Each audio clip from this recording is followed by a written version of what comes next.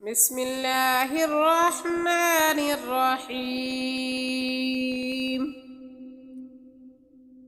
يوصيكم الله في أولادكم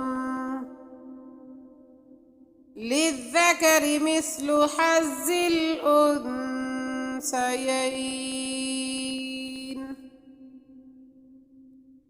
فإن كن نساء فوق اثنتين فلهن ثلثا ما ترك،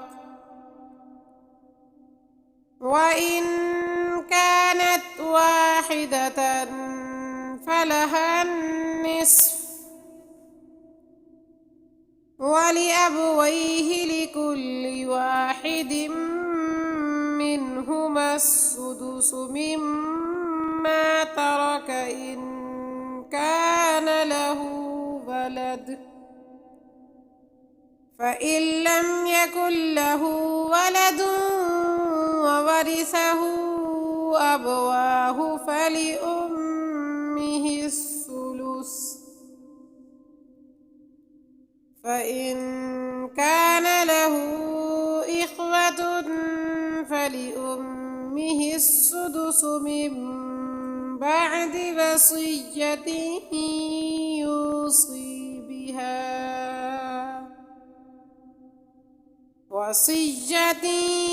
يوصي بها أو دين. آباؤكم وأبناؤكم لا تدرون أيهم أقرب لكم نفعا، فريضة من الله، إن الله كان عليما حكيما. ولكم نصف ما ترك أزواجكم إن لم يكن لهن ولد، فإن كان لهن ولد فلكم الربع مما تركن من بعد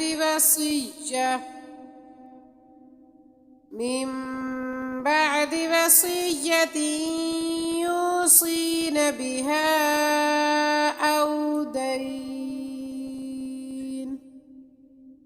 ولهن الربع مما تركتم إن لم يكن لكم ولد، فإن كان لكم ولد فلهن الثمن مما تركتم من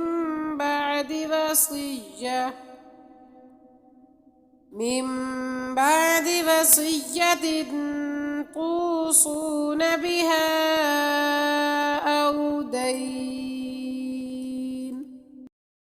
وإن كان رجل يورث كلالة أو امرأة وله أخ أو أخت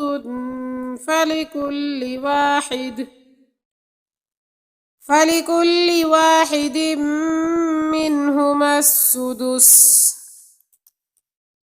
فإن كانوا أكثر من ذلك فهم شركاء في الثلث من بعد وصية يوصى بها أو دين غير مضار،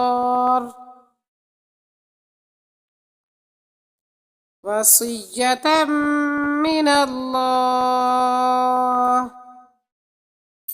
والله عليم حليم. تلك حدود الله، ومن يطع الله ورسوله يدخله جنات تجري من تحتها الأنهار خالدين فيها وذلك الفوز العظيم. ومن يعص الله ورسوله ويتعد حدوده يدخله نارا خالدا فيها وله عذاب مهين.